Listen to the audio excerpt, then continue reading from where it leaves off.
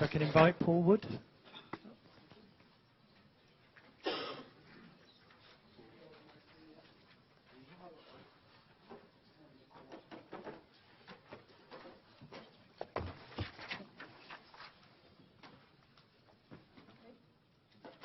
I've changed colours. Is it going to stay that colour? No? It's going to go red. Okay. We have Bangor red. Good afternoon. I'm aware that you've had lunch, and that was quite a session, a brave session there from Bruce, who had to try and keep you going after lunch, and I've got to keep you now going just before another tea and coffee break. So bear with me. My name is Paul Wood, and I'm going to talk today about singing from the same hymn sheet, which is our estates and IT, if you like. I mean, for those of you who go to Net Workshop, who are the Net Workshop people? Oh, there's only a few of them, folks, but look at them, okay? None of them are wearing a tie. You know, earlier on I could have told you that. Roger said, who's who? And I thought, it's easy, Roger. Look for those who are wearing ties and look for those who aren't. But it kind of reminds me here where we're kind of all really on the same side, but sometimes we forget that. And as an agnostic person, religious-wise, that was kind of a picture that came up. If you put singing from the same hymn sheet into Google and click images, that's one of the things that you get. So I thought that was quite a good one. Yeah, so that's me. I also speak at new staff inductions, and I explain to them that I'm Deputy Director, Client Services, and I explain that my colleague, Simone Barbaresi, who has spoken in Net Workshop on a very similar topic, and those of you who heard that talk will see some more of the same. Sorry about that. But I explain to colleagues, new colleagues, that Client Services really means that I'm the cuddly face of IT, and as you can see, you know, I can do that in more ways than one. I've been in Bangor since 1990, July the 15th, 1990 I started. I remember that because I was off sick July the 16th. It wasn't the most auspicious start, really. I think I've lost about 2 weeks in all that time. But yeah, it wasn't good getting food poisoning the first week at work. So I got my badge recently, and I've kind of put AV in brackets there. It was quite interesting in 1990 when I was interviewed. One of my interests that I'd listed was AV, and the director of computing labs, as it was then called, said, "What's that?" So I explained what it was and talked about linking video recorders in the future and things like that. And he said, I don't know why you put that down. I can't see any relevance in that. So, okay. Still got the job. And I think about 10 years later, the AV technicians probably had the same thought about, wish he wasn't involved in AV. But anyway, we got in there and worked. And really, as part of my time in Bangor, round about 2000, I got involved in SCOMS, which is national body for, how do you define it? It used to stand for the Standing Conference Heads of Media Services. It doesn't anymore. We've kind of done a gist on this of let's not have it standing for anything. But really, it's the people involved in this sort of thing. Some of the things we've heard about classroom support, AV, you know, the client services end of things. How many of you are SCOMS members or know your institutions are? Yeah, quite a few. Okay, good, thank you. I'm not alone, and I realise that when I go there. And yeah, for my sins, I'm currently the chair. So a few things I'm going to talk about. A journey from disorder to order. My colleagues' words. I'm going to talk about some of the works that we did quite a few years ago now, but really perhaps what we learned and how we moved on. And, you know, all right. Apologies if you're expecting a technical presentation because you saw the words IT in my job title. It's definitely not going to be one of those. And see the relief on the faces of our colleagues from estates and client services, so that's the good news. I also get involved in teaching spaces, and you know, not just the AV in the teaching spaces, we got involved in the design. Interestingly enough, where did we start kind of taking that interest? I'd just come back from Strathclyde University, where the Faculty of Engineering, Bruce, had done some really clever things in terms of putting people into groups and not having regimented seating and this sort of thing, you know, well ahead of its time. So, yeah, I believe that was a data projector as well, was it? That was at another university in Glasgow that burned one down with a projector. Yeah, it was a chemical. Okay. There was a rumour of a data projector, wasn't there? Yeah, I had an email from our health and safety people the very same day asking about our data projectors, and I went, don't worry about it, there's more to this story. Yeah, and I'm going to talk about some national initiatives. You took it out, Bruce. You said you were going to mention it. Oh, it's coming in after this, okay. I get to go first on that one then. And then we'll have some questions if there are. Okay, so cracking on. Perhaps this will sound familiar to you. That's our Reichel Hall of Residence. I still remember going to play or watch my brother playing snooker in the cellar there. My cousin did chemistry in Bangor in the early 70s. So that's my first memory of the Reichel Hall of Residence. In 2011, it was marked for refurbishment to create new accommodation. It wasn't ensuite accommodation. It was, you know, shared bathrooms, that sort of thing. But separate to that, it was a conference venue, but not a residential conference venue. And really what happened was that we got involved too late in this, and that was probably typical of where we were 5 years ago. Maybe you still feel that's familiar territory for you now. I hope not, but I'll explain why. And I should really put my hand up here and say, although I confessed, I sound like somebody who's off sick all the time, but that was a bad summer for me, and I ended up in hospital and things like that. So that was the other time I was ill. So this really did cause headaches for some of my colleagues. So what happened? Well, really, IT were involved in August, and we were told it's been handed over in September. Antonio's kind of laughing here. Yeah, this is familiar ground, I'm guessing, from those days when you were there. What did we have to do? You know, what did IT get grumpy about? We didn't have any marked drawings, nothing showing the Wi-Fi, the access points, the audio-visual equipment wasn't there. I'm kind of relieved about that. If you fit out audio-visual equipment, those of us who do it, we kind of like to be something called PC. Who knows what PC means? I don't mean political correctness here. Yeah, only a few hands. It's post-contract. Our colleagues from the States were all wearing ties, very good. So we quite like that because it means the main contractor might put in the containment and things like that and put a first fit of cables in, but our known and trusted suppliers tend to then come and do the fit out, and they tend to be used to this sort of thing happening. So the one thing that we kind of got away with was the AV, although by then, of course, the usual story, a lot of the money had been spent, so hey, there we go. And you know, the usual sad story that really annoys people in IT. No data test certification, no labels on the cables, no fibre installed. The PC room had kitchen units to support the PCs. This was a good one.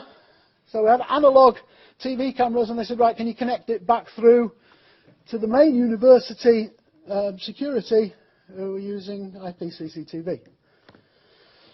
That's the internet, if you don't know. So that kind of wasn't good. There was no sockets for the phones, and there was just loads of faults. And you know, we ended up going backwards and forwards, and you know, at that point, I think we were, you were, Antonio, we thought, you know, we really need to start talking more about this. We need to move forward. So let's consider a couple of things. What are the IT services? We've got the infrastructure, and from that we've got what the user sees, and we've got the infrastructure, what the user doesn't see. What do we mean? Well, you know, these are the things that the end user expects to be in the rooms, but they all rely, even the lift, the cameras, the access points, the cash machine things, you know, they always seem to get forgotten.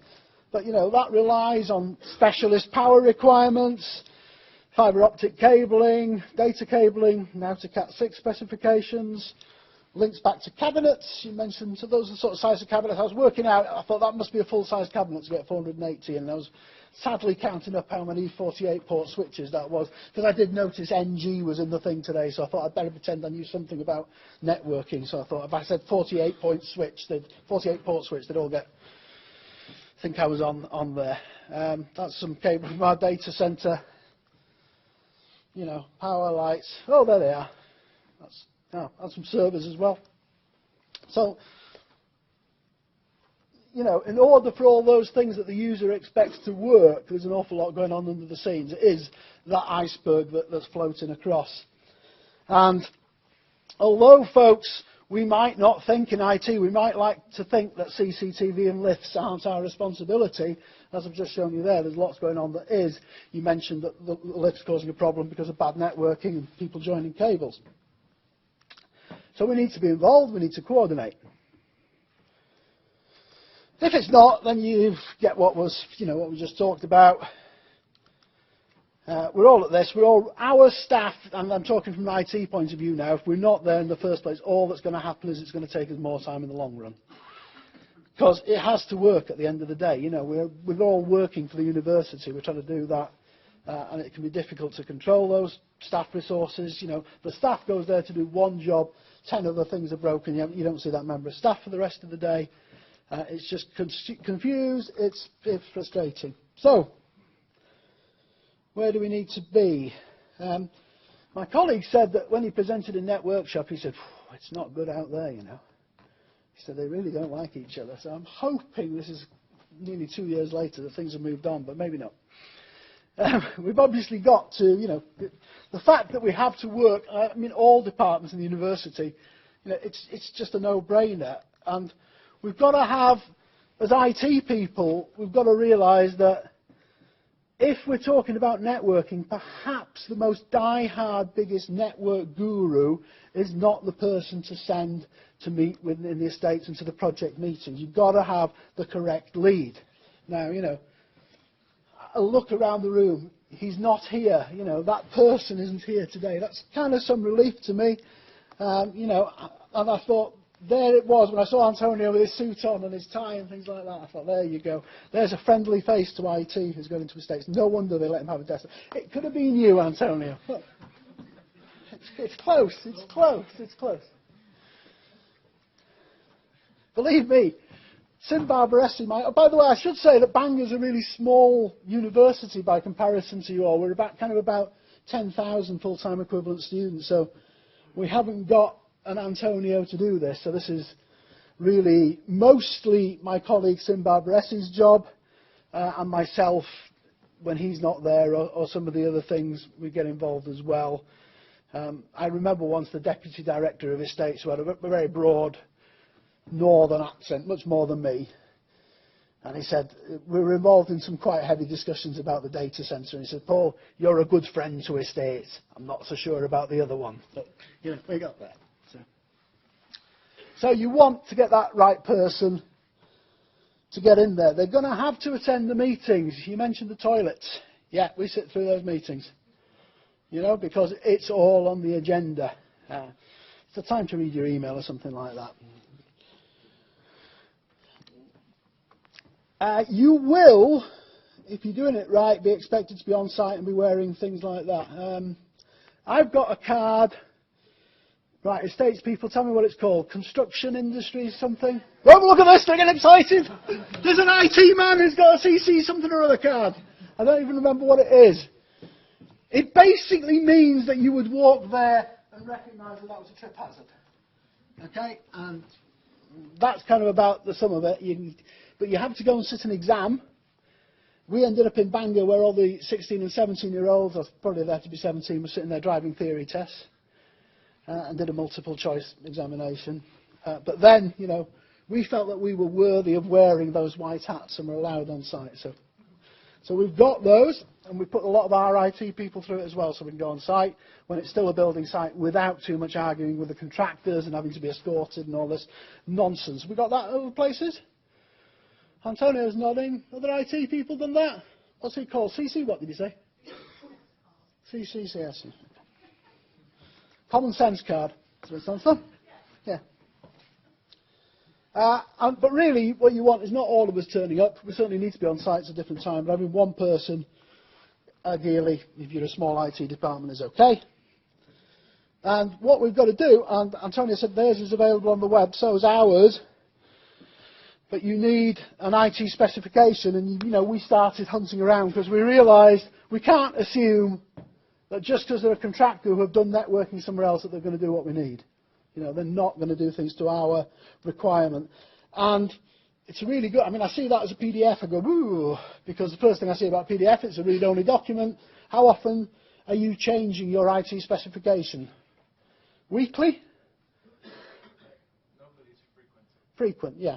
So, but sometimes, you know, there's always things you go, oh, bloody hell, wasn't that obvious? No, let's add it into the specification. It was.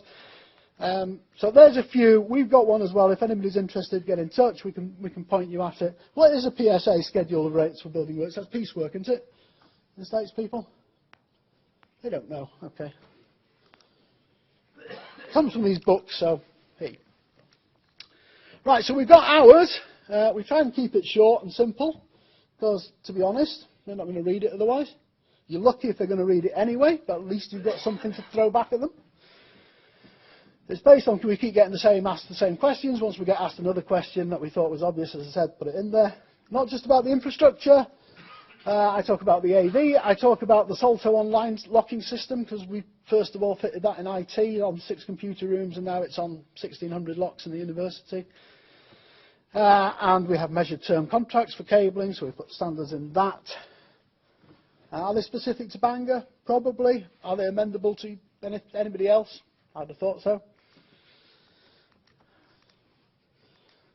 We don't just put cable specs in. We talk about how we want handover, the sort of drawings we want, the tests and certifications we want, how we want our cables labelling.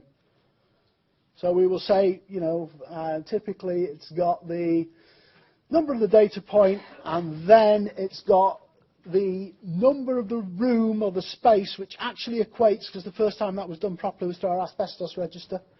So that's when somebody actually decided we really need to have a good master record of what we called it. And so when I talk about room G23, people who teach there know what room G23 is, but estates will know that as L133-G20 something, you know, and that's the full thing. That's what we want to see. And, you know, we put what the minimum spec is, what we need. And these are the things we want to know, because typically when does this work happen? Big projects. It's not difficult. Summer. Yeah. When are people on holiday? You've got kids. Summer. So we're trying to make sure people are out. You know, anything we've been talking about today, stripping out, etc., all got to go on.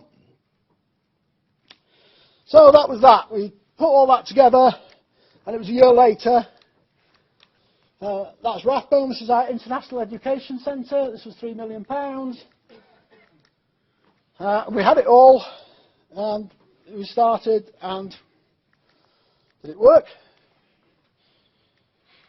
Yeah, more or less.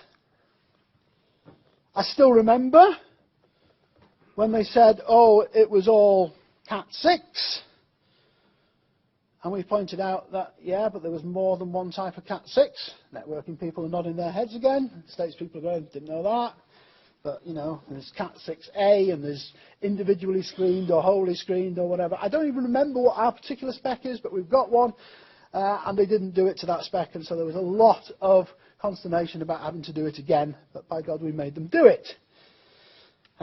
So we got these things in. We insisted on observing 10% of testing going on. So we did random 10%. We asked for all certification, made sure the access points were in the correct locations. We actually got a third party in to survey the building to work out where they had to be. Any of you been involved with this? And architects get very upset because they don't like the aesthetics of the access points. Yeah, that's another fun one, isn't it? We had the best labelling ever. Wow. Okay. Doesn't stay that way, unfortunately. That's my colleague who can't spell the word program because he's a computing person.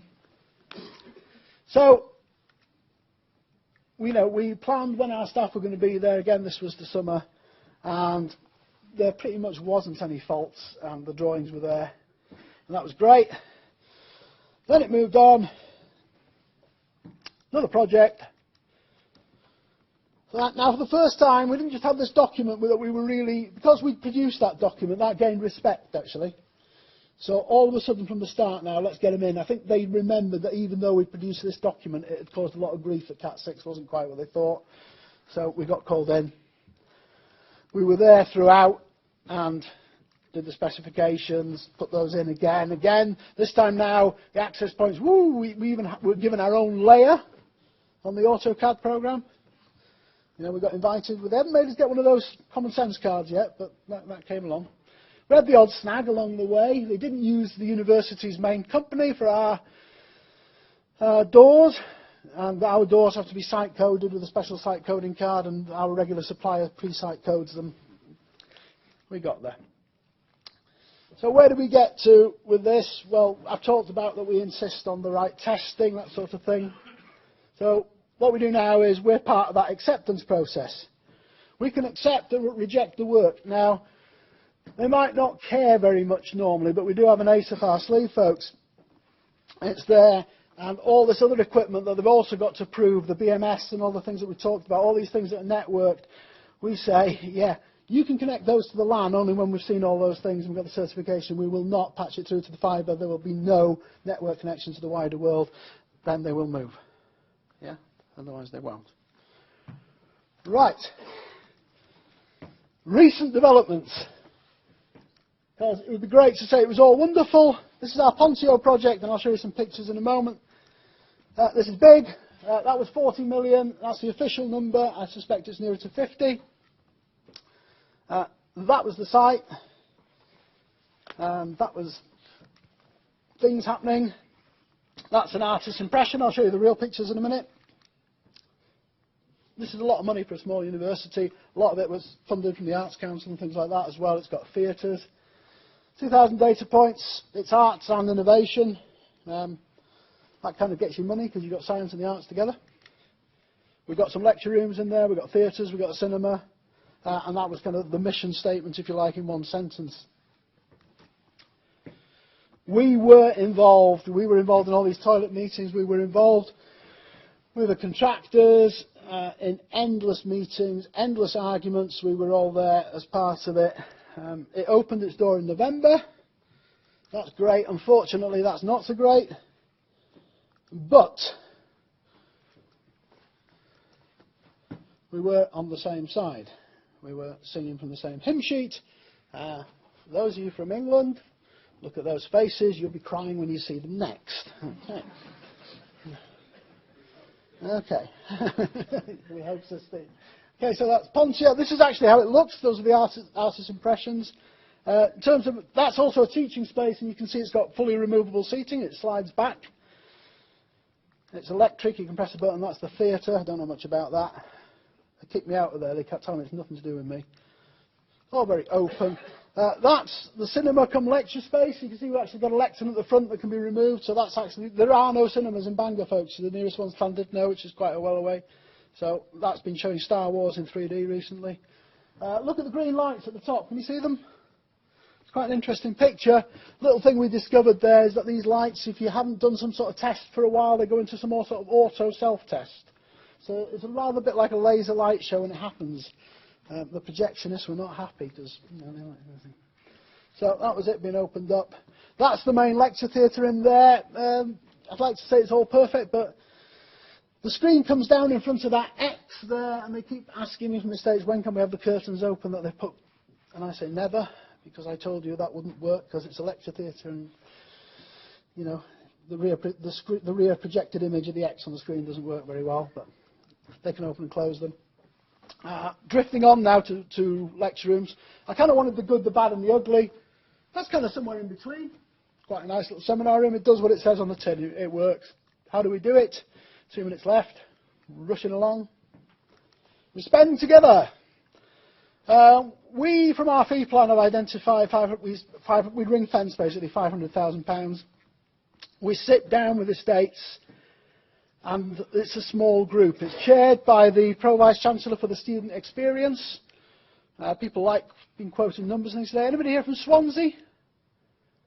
Good. We share with Swansea the highest student satisfaction in Wales. Sorry, Cardiff. So, to go on that, I think there's not that many universities in Wales, and they're all pretty close. But anyway, we go for the numbers that we can throw. So we work on small projects in this group. We consult with the deans and the academics, but they're not on the group. It's a bit like you were saying earlier on. You try and find out what the problems are. You ask them to identify the problem spaces, then work on the solutions together. You're never going to get a full consensus. If there's anything that's too big, because quite often they come back to you with some huge projects, then we'll try and put something together and put a bid in for some major capital works. I'm watching at the time. On top of that, I've got a small pot for the rooms that I have for a replacement cycle of our kit as well. But pretty much, although there's a small group, but the subgroup of that, if you like, is me and an opposite number in estates. I'm planning together some of those works. So we get a list of teaching spaces.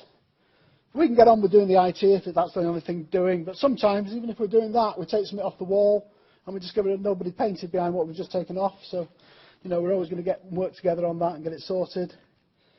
So, you know, we work together and we do that quite well. And where we've got the larger projects, as I said, I kind of like to keep the AV out of the main contract. It's better if we can. I was in Australia recently, some huge and beautiful learning space developments over there.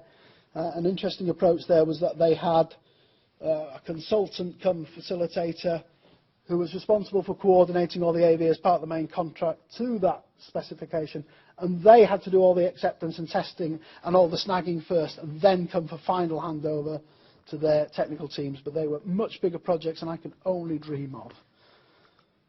Nearly there. Nationally, we're working together.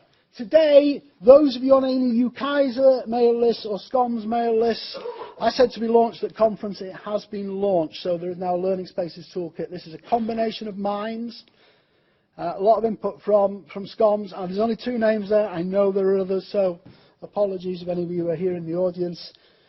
And yeah, in the end, there's a lot of this work being done, and it was kind of the usual thing. It was 95% of the way there, and just needed that final, put it all together, and thanks to input from UKaiser, I think that happened. So there's a one-stop phrase they use: toolkit, guidance on learning space design, the technicalities, etc. Lots of inputs. We meet under the HE Estates Association forum as well, so we get together on that. That's a good thing. Yeah, so nationally, internationally, I've had an invite today, a VIP invite no less, to Exeter to the Ord conference. I thought, wow, I'm away on holiday at the time, I can't go, but you know, I quite liked Exeter, we had a SCOMS conference there. So, you'll be pleased to hear, I pretty much finished. Where did we start from? Chaos. I wouldn't say we didn't like one another in IT in the States, we just didn't communicate enough. There was never any punch-ups, but you know, we put together things that they liked, like specification and documents. We got together, and things got better. And I could go on, there's another slide, but I think that's enough. The time's up. I'm stopping you for tea and coffee time. So thank you very much. Thank you. Any questions? So, thank you.